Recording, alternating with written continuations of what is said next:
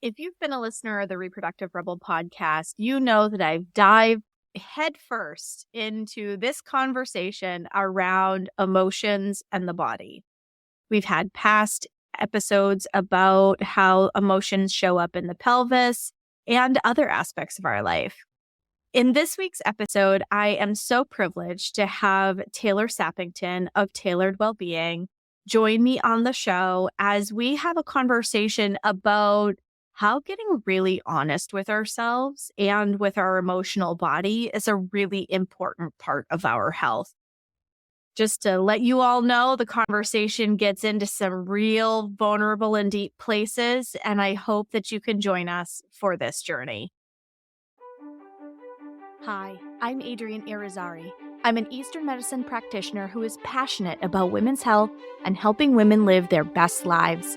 My goal is to put you in the driver's seat of your health, offering period solutions for a symptom-free life. Statements made in this program are for educational purposes only and not intended as a substitution for medical consultation or advice. We do not claim to diagnose, treat, or cure any diseases. This podcast is inclusive and welcomes all gender identities. The focus of the program is on biological function, and we will use the term women throughout, but it is referencing physiological and social challenges for biology, not identity. Come as you are, I am happy you're here and welcome all performances of identity. I hope you find something helpful in this show.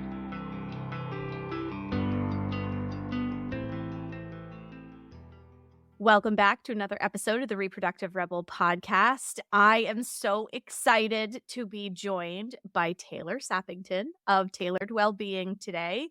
Welcome, Taylor. It's the dynamic duo. We're back. We're back. But we have so much cool stuff to say. So I'm so excited that you are joining me today to have a conversation that I have on a regular basis with clients. And I think it's a really important one to shine some light upon. Yeah, I'm so glad that I have a space I can go to after a day of calls and I can be like, hey, I've come upon this realization because I'm seeing a pattern in the people that I have the privilege of connecting with and supporting. Are you seeing the same pattern? It's so nice to be met with somebody who understands the language that I'm speaking, but we're both speaking. And it's so nice to be met with a safe space where I can actually unpack my authentic and raw thoughts around things that I am witnessing in women in particular. And these are topics of conversation, one of which we're going to talk about here, that many people aren't addressing. And I believe we're not addressing them collectively because there's shame and guilt and fear around having transparent conversations around the topic that we're getting ready to dive in. Absolutely. Ooh, that was a great lead in. I have talked on past podcasts. So if you have listened to the Reproductive Rebel podcast, I have touched upon this. Emotions have massive amounts of power in our system in terms of how they show up physically, how our bodies present and move through the world as a result of emotions we either allow out into the world or we bottle and they mastitize. So this isn't a unique theme for this show, but I think that this is the kind of, maybe some of you will think this is a tough love level conversation, but I think that this is why it's Reproductive Rebel, right? We're rebelling against a narrative in our culture that everything has to be prim, proper, hunky-dory. We're not allowed to be emotional beings out in the world. There's jokes made about women crying and being emotional and all of these things, but having emotions is human. And not acknowledging those emotions makes us sick. It's inhumane. It's inhumane to subject yourself to situations where you have an emotional response. And instead of allowing the emotional response to transmute and alchemize, you stuff it. And here's the thing. Most of us were raised in a home where emotions weren't safe to express. So by no means is this pointing the finger and saying, you bad, or even parents bad, because there's a story with your mom and dad.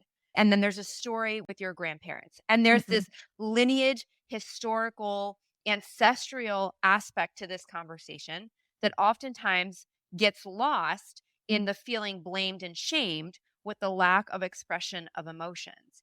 And I just want you to consider what it would feel like as a parent in current day to have a child who you cut off the expression of their emotion mid expression.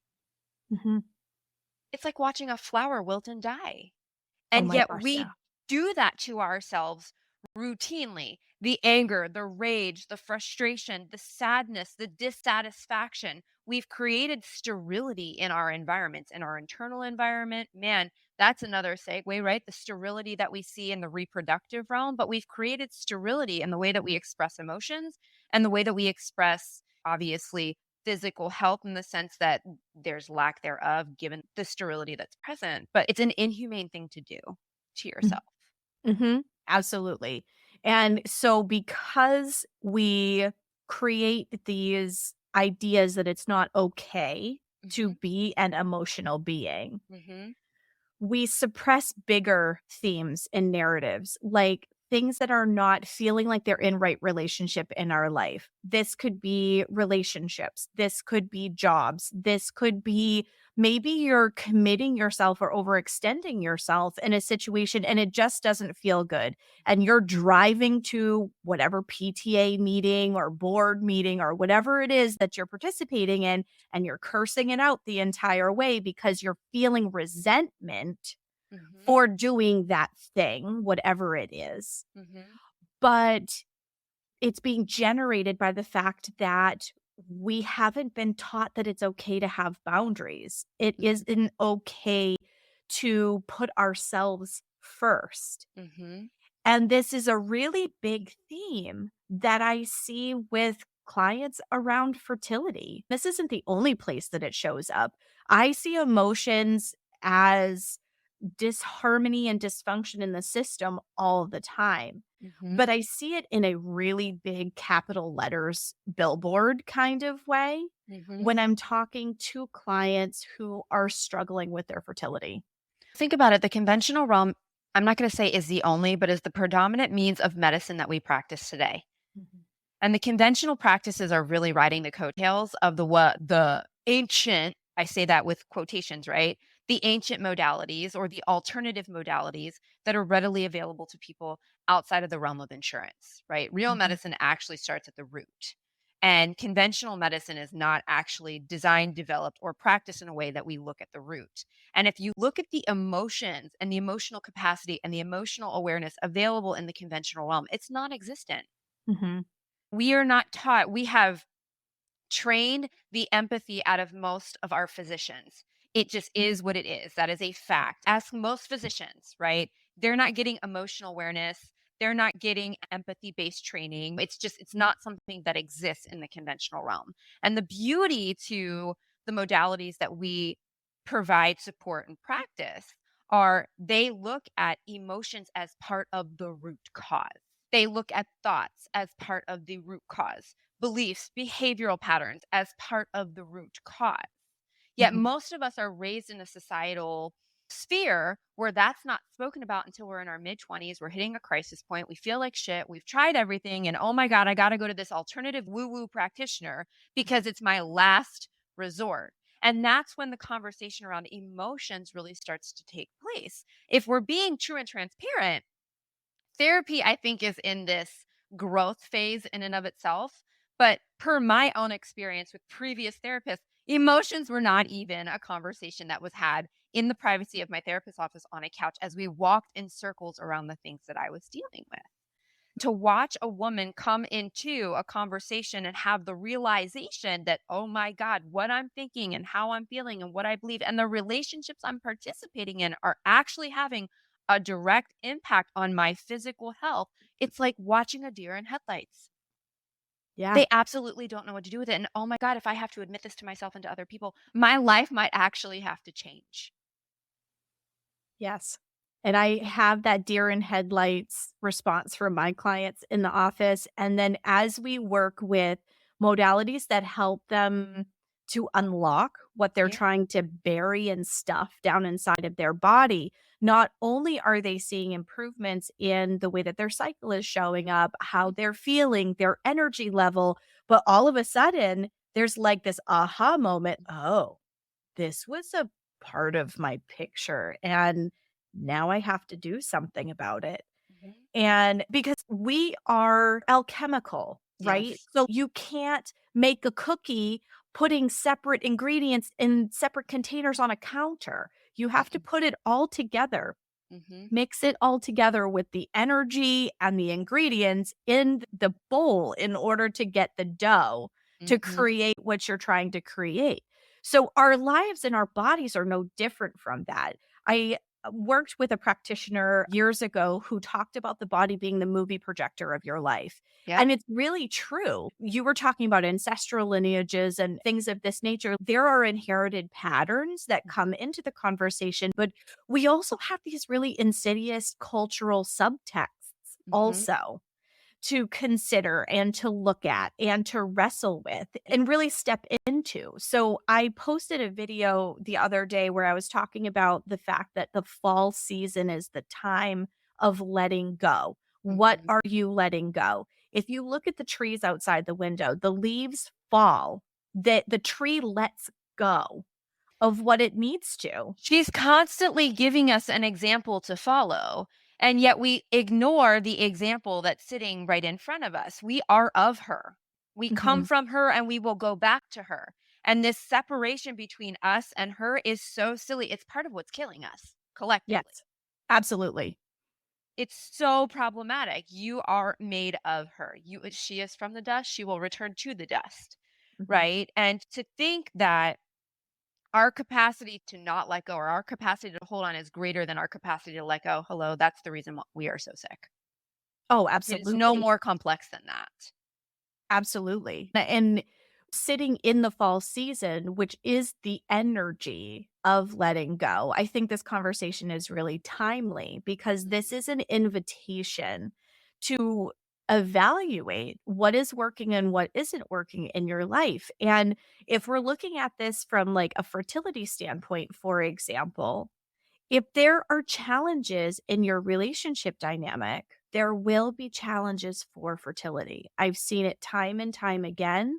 And I know that this is a pain point and this is probably going to be a very tender topic for people who are listening.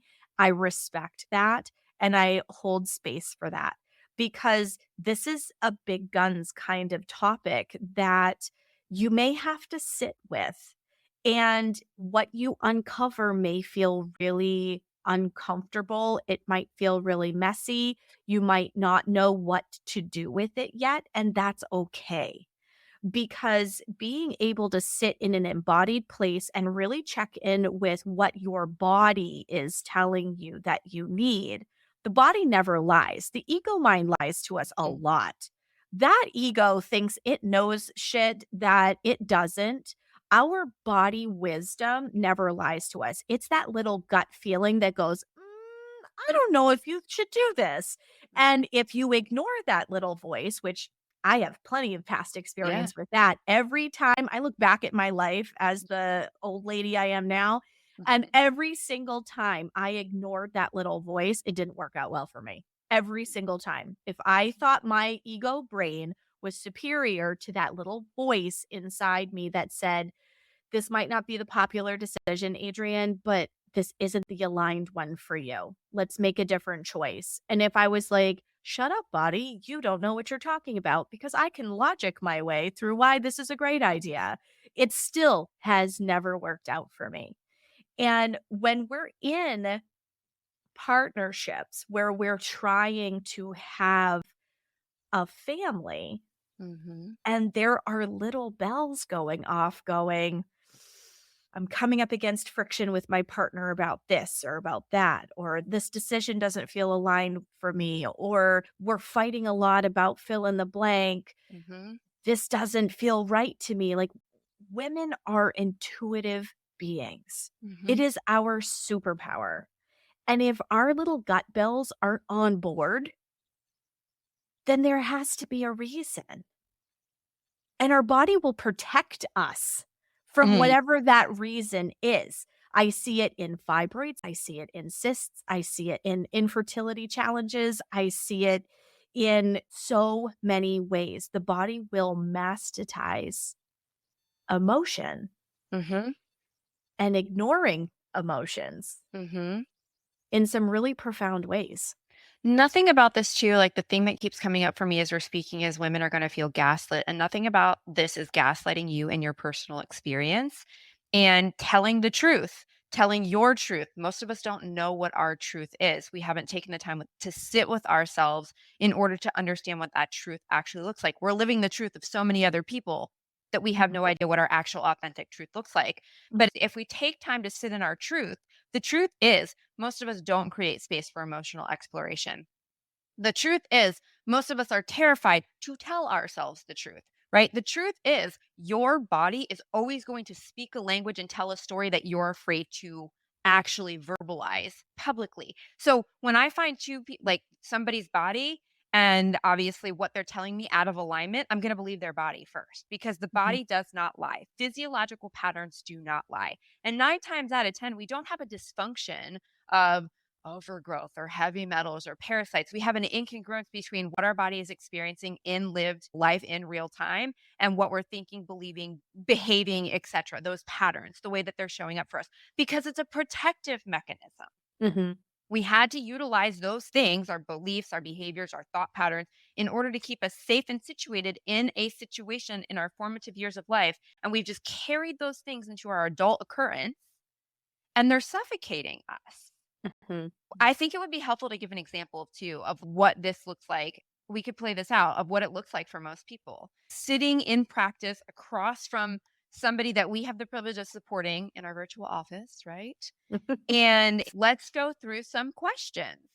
Hey, we've tried X, Y, and Z to support the physical body. Like I know you have X, Y, and Z that you utilize that's individually crafted for the person that you're supporting.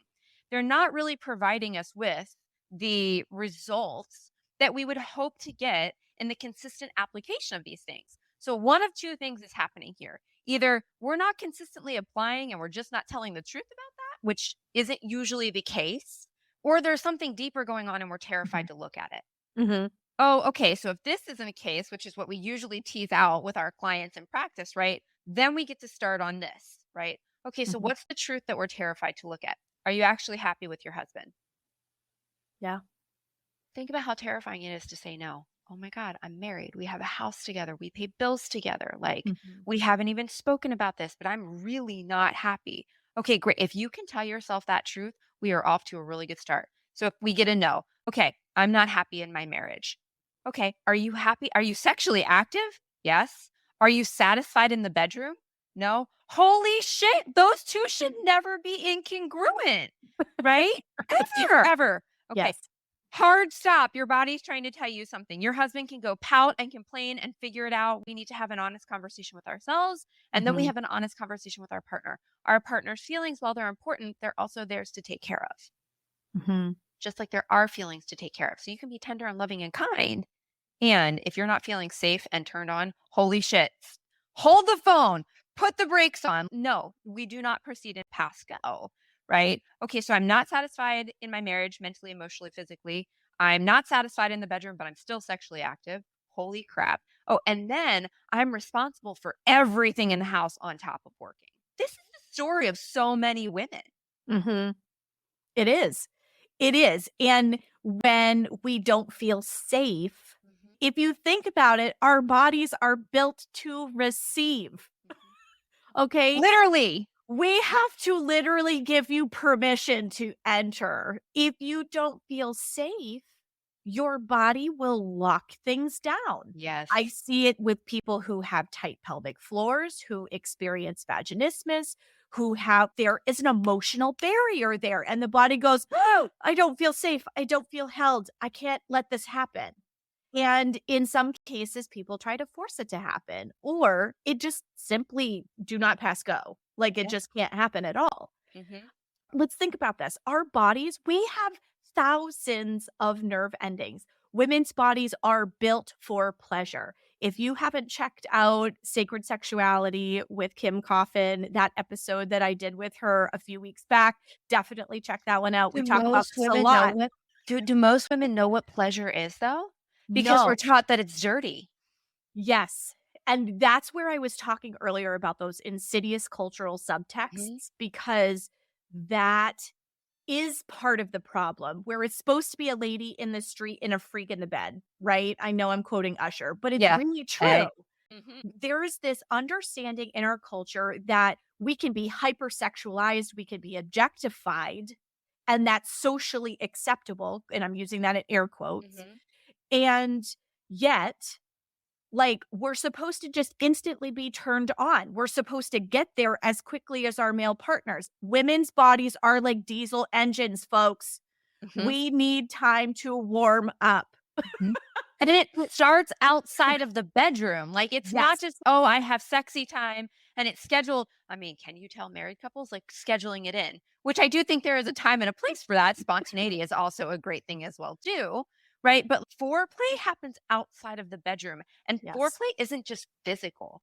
It's mental and it's emotional for a lot of us. And Oh, we are yeah. oftentimes met with partners that have no idea how to meet the mental and emotional needs of foreplay in and of itself. Men Mhm. were not set up for success either. Societally, historically, they were not set up for success. And if you have a partner that's willing to look at all of this and make changes, you probably have a winner on your hands. That doesn't mean that it's all going to work out in favorable ways on the backside of it, but nonetheless, you both will grow through this process, Mhm. right? But foreplay starts outside the bedroom. Mhm. It does. Absolutely. I have this conversation with couples all the time, Mhm. that play Mhm. is part of foreplay. And I'm not just talking like when you get behind a closed door. Play involves finding things that bring you joy in your life. Yes. And so this comes back to emotions are a big part of this conversation. Feeling joy and zest for life helps you with your turn on. Yeah. And Absolutely. you have to feel safe to Mhm. have turn on. You have to feel held emotionally and physically for turn on to happen. Mhm. And like East Asian medicine has this understanding that heaven and earth come together to create humanity, that it's this balancing, this literally this alchemical experience between masculine energy and feminine energy that helps bring life into the world. Yeah. And we're in a culture right now where just think about COVID and how many women had to give up so much their jobs, their Mhm. careers, the way they move, their independence, all of these kinds of things in order to support their families while they're home.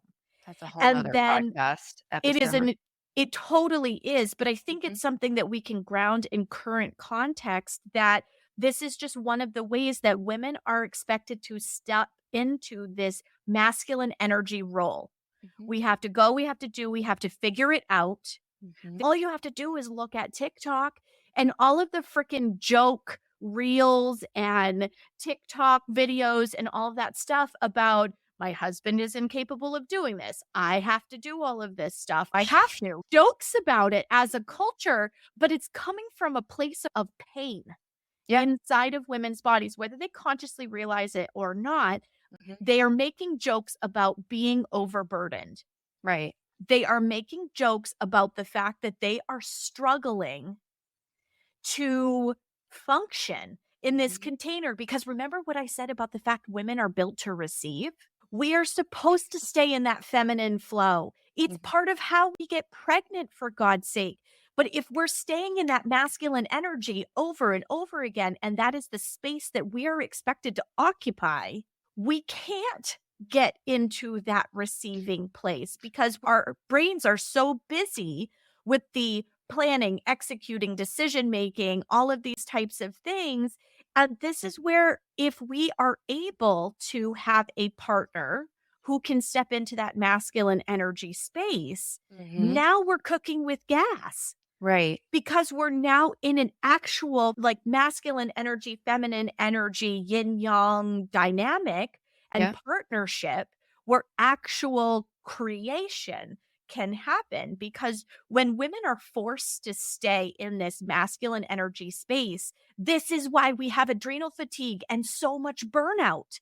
We biochemically are not designed to stay in that energy all the time. We're just not. hmm No, totally agree. And when it comes to providing your partner with the opportunity to step into his more masculine essence, because we all have feminine and we all have masculine, and ladies, we're really fine-tuned and well-trained to be masculine, Mhm. right? But Mhm. part of you claiming your power and stepping back into what is your feminine essence is sitting with yourself, learning how to hold the parts of yourself that need to be held and speaking your truth. And it Mhm. is so very masculine of us to look at a need and override it, Yes, and to look at a truth that needs to be told and silence it. And the more that we do those things, the more the body is going to display things that we're dissatisfied with. absolutely. And that dissatisfaction is completely displaced because the body is really doing us a huge service versus an in service or an injustice. She is attempting to get our attention before the engine blows up. And oftentimes, we need the engine to blow up in order to pay attention to her. And then we get frustrated with her because the engine blew up. But all along, she was sending smoke signals our Yes. direction that something was going on underneath the hood of the car. And the hardest thing is that we're just not taught hmm that those smoke signals is our body's way of trying to communicate lovingly with us. hmm And we have to wait for something really catastrophic to happen before we address it, instead of dealing with it when the indicator light comes on. hmm It is wildly uncomfortable to sit with yourself and go, how have I not met my own needs? Mhm. Where am I pushing entirely too hard? When have I said yes when I really mean no? How have I overcommitted myself? What am I really not happy with in my relationship? Why do I keep saying yes to it? Who in my life do I continue to allow in energetically that doesn't deserve access to me? And how do I kindly, with love, remove them? It's wildly uncomfortable to tell yourself the truth. It is. And we also live in a culture where there's so much emphasis placed on disappearing from discomfort. Yeah. Just think about wine o'clock, and there's tons of memes and t-shirts and videos and all of these things about numbing out uncomfortable stuff and disappearing and escaping from difficult stuff. Just to wrap in a world event that I know very little about, so I'm saying this with utmost respect. There are women located all over the world that do not have the freedom that we have here in this country to express our needs, go about getting support in those needs, and potentially leaving a situation where our needs are just not going to be met, regardless of what we do. There are women struggling to get their bodies respected, their voices respected, their brains respected. And I just look at how we're utilizing those freedoms in this country. And I'm like, why are we wasting so much time Mhm. and what we have available at our fingertips? Because there are women all over the world who would kill and are being killed to just utilize their voice in the capacity that we have the right to do so right now. First with ourselves and then with others. We are really sitting on the forefront of being able to change things if we know how to tap into what's available to us. So maybe the urgency is stop wasting the time Mhm. and the gift that's being given and start listening to the undercurrents and the under rumblings of what's going on internally so that the change that we want to see collectively can start to happen at an individual level. And we change it from our little microcosm. 100%. There's days where I feel totally overwhelmed by the fact that there are so many people who are suffering with physical symptoms and emotional things, and they're not being held and they don't feel seen, and they struggle with this idea of feeling like they're enough hmm and enough for their partner, enough for their life, enough in their job. And the toll that it takes on their body when they don't feel seen and they don't feel heard and they don't feel like their voice is valued. And there are some days where I just feel like the whole thing is gonna swallow me whole hmm because there are so many of us that are struggling with this. And yet I have friends Mm. like you, like some of my close friends that I lay on the floor in my office and go, "I Mhm. just wanna save everyone." 100%. And they remind me that it starts at home and it Mhm. starts in these microcosms and it starts with our relationships with our partners, our relationship with ourself. Yes. Maybe we feel like our partner is an immovable object. Okay, Mhm. great. Let's start the work inside of you. Put your hands on your heart when you wake up in the morning and ask, what do you need today? It could be Mhm. that simple. That's just it. Most women don't have a conversation with themselves. No, not at all, because as soon as their feet hit the floor in the morning, they've got kids screaming outside the door, they've somebody crawling on top of them asking for breakfast. They don't even have a chance to think. Mhm. They just start in motion from the Mhm. moment their feet hit the floor in the morning. And carving out even 10 or 15 minutes of allowing yourself to be still with your body. And for me, I like that physical touch of putting my hands over my heart and going, okay, girl, what do you need today? Yeah. Do you feel happy? Do you feel angry? What do you feel angry about? How can I help you today? And it's really amazing if you are quiet, Mhm. those answers will come. And then you know how to take those steps forward into your day that day. Mhm. How to take that deep breath and go, okay, I know what I need to do. And sometimes we need to sit in that discomfort for a little while and go, this feels gross. I know that I need to do this, but I just don't feel like I have the strength for it today. The day will come where it will be there and you'll be able to Yeah. make the changes you need to make. Decades of silencing, decades of stuffing, decades of suffocating, decades of dysfunction are not going to be resolved overnight, Mhm. right? And it requires us to take that first step and then that second step and then that third step and sit with the discomfort that comes from the truth that arises for and within us. It's a critical component to not eject when it gets uncomfortable. And it's so tempting to eject. Totally. It's so tempting to eject, and there are industries built around it. Some states have legalized marijuana. The alcohol industry thrives even in economic downturns. Like, we try Escapism. to eject. Escapism is a very real, very prevalent, very prominent, very supported thing in our society. It is, and it's killing us 100%. emotionally and physically. And you have a wellness industry too. I think this is the last thing that I'll say, right? We have a wellness industry that is built off of a structure that sells you from one system into another system, Mhm. right? Not all of us are like this, side note, right? And many of us are coming to the realization that things need to change, another side note. But it's all built off of if I can pull them out of the conventional medical realm, I can at least put them in a system that's better for them. But nonetheless, we're not actually encouraging anyone to set themselves free. I'm getting ready to go to a conference. The summit lineup, 6 o'clock this opens, 6:45 we have yoga. I'm like, what the fuck happened to? Sorry, am I allowed to say fuck? Yeah. Okay, what the fuck happened to our savory mornings? Mhm. What the fuck happened to sitting with our tea and looking out the window or listening to the birds chirp or just sitting there and sharing a moment of silence with the people in our home? Mhm. I don't know about you, but I'm at the age where I'm like, I don't want to put my fucking yoga pants on at 6:45 in the morning and sweat with people I don't know. Thanks, no thanks. Mhm. And what is wellness about that? Wellness isn't go, avoid stuff, suffocate, suffocate. It's stop, sit, be still, observe, absorb, let go. Reflect. Yeah. I have found this year has been really huge for me in terms of realizing the power, importance, and quite frankly, necessity Yeah.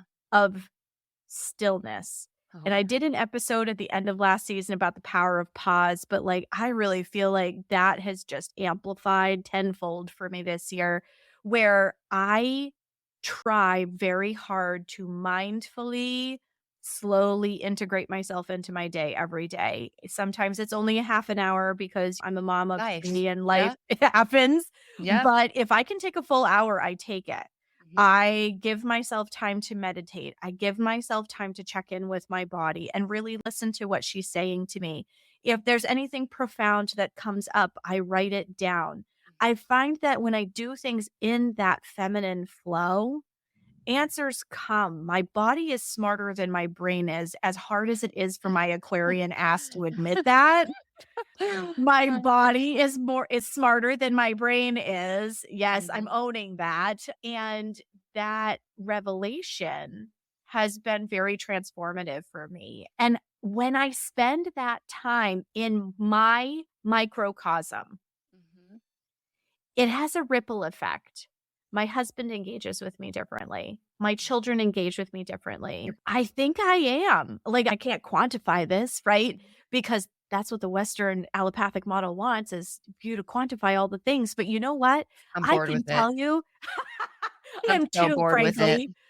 And I have found that even my 15-year-old son, who can be very headstrong, and I'm in Mhm. the mom is dumb phase of Yep. my life right now, and he engages with me different. He communicates and speaks to me differently when I have these moments that I take for myself. And they're now getting very used to mom being like, hey, not yet. I'm meditating. Not yet. Like, even when I was living in a camper this summer, it was still, nope, mom's meditating. It's not time yet.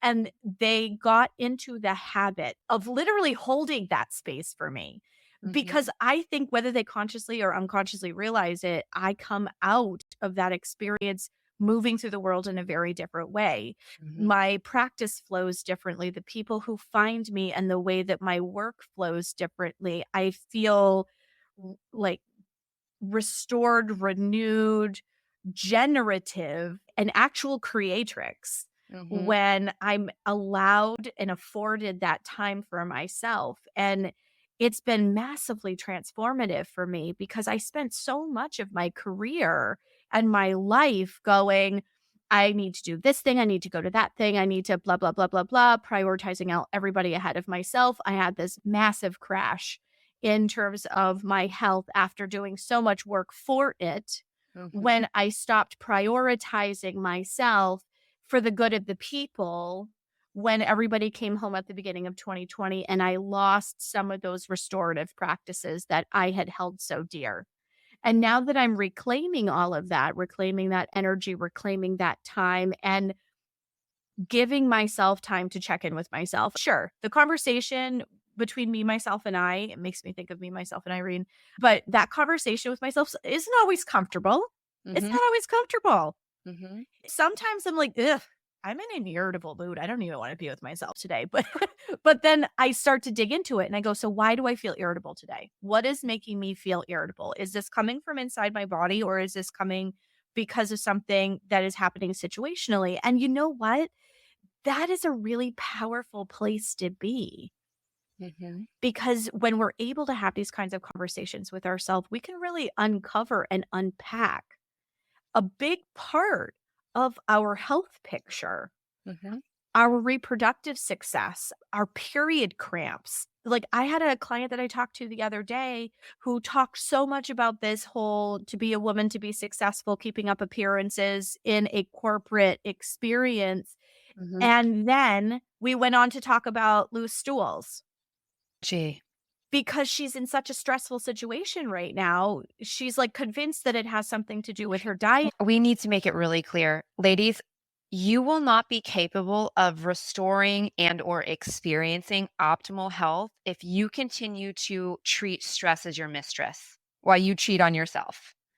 So whatever the stressors are, and I'm sure I can hear it now, life happens and I just yeah, we all have shit to do. I totally understand. I'm a mom, I'm a wife, I have 3 dogs, I run a practice, I have a Mhm, small team. I understand I have expectations imposed upon me daily.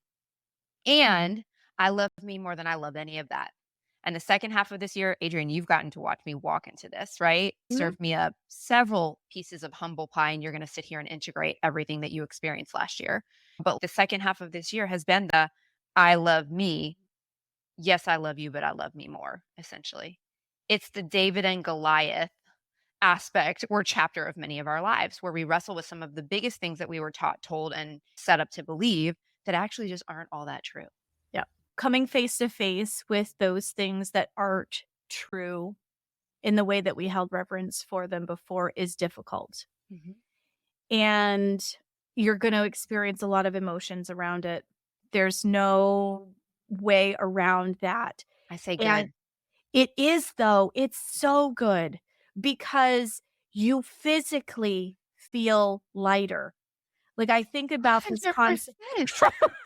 I think about this concept, like, if you haven't read Mama Gina's book, Pussy: A Reclamation, Mhm. I would highly recommend it. There's Are you a going with swamping? yes. Mhm. It's so good.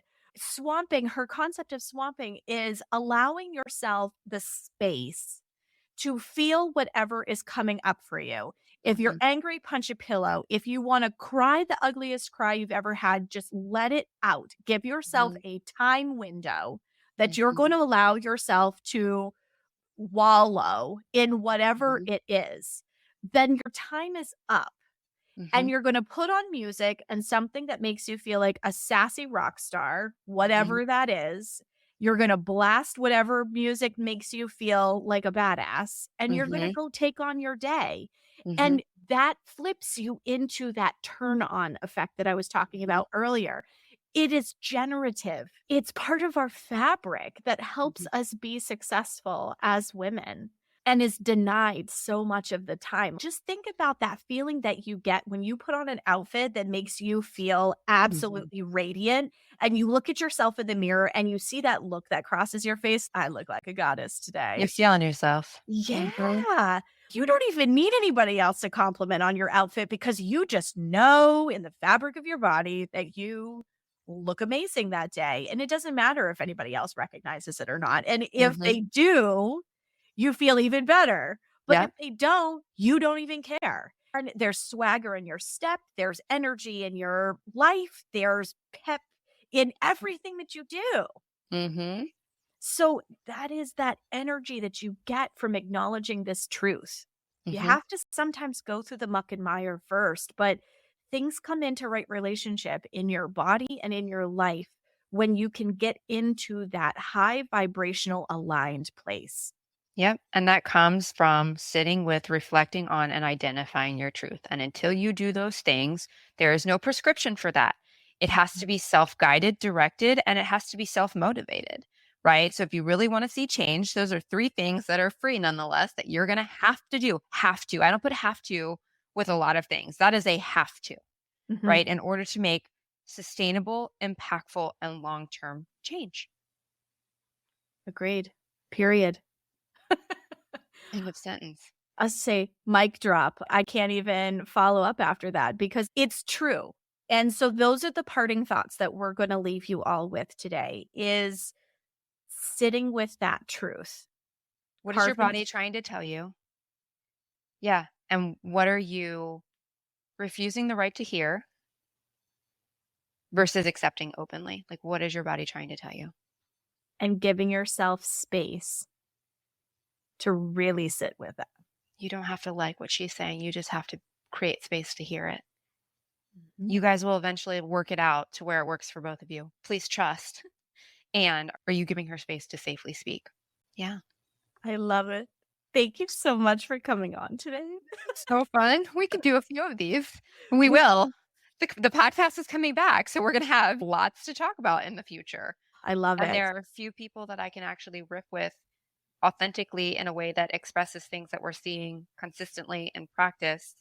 And these are tough conversations to have with your client. You got to love people like you love yourself, right? And if I love myself enough to be like, hey, girl, we need to talk about this and it's going to be tough to talk about, I'm going to love you just as hard. And you don't have to like what's coming out of my mouth and you don't have to respond to it immediately. Same with you, Mhm. right? And it's always going to be in your best interest. Yeah. Absolutely. Everything done from the heart Mhm. is always in your best interest. Yes. Yep. And you deserve to be happy. Hello. You don't get a redo on this. This isn't a dress rehearsal. Let's go. Absolutely. On that note, thanks for having me. How can people find you, Taylor? At Tailored Wellbeing on Instagram. That is the most active place that you will find me. So I'm just going to leave it there. Awesome. Thank you so much for joining me on the show today, Taylor. As always, it was such a pleasure talking with you, and I can't wait till we can do this again. I was going to say I look forward to many conversations in the future. So thank you.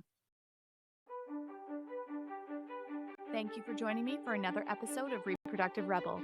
Reproductive Rebel is recorded by certified peri-steam hydrotherapist and acutonics practitioner, herbalist, and Chinese nutritional therapist Adrian Irizarry of Moon Essence LLC. If you are interested in setting up an appointment for one-on-one support, ordering from our store, or checking out our course offerings, visit our website at moonessence.life. Be sure to subscribe to our newsletter and get insider information on upcoming events and offerings. Join the conversation. Like and follow us at Moon Essence Me on Instagram, Facebook, or LinkedIn. Your voices make this program possible. Thank you all for your continued support.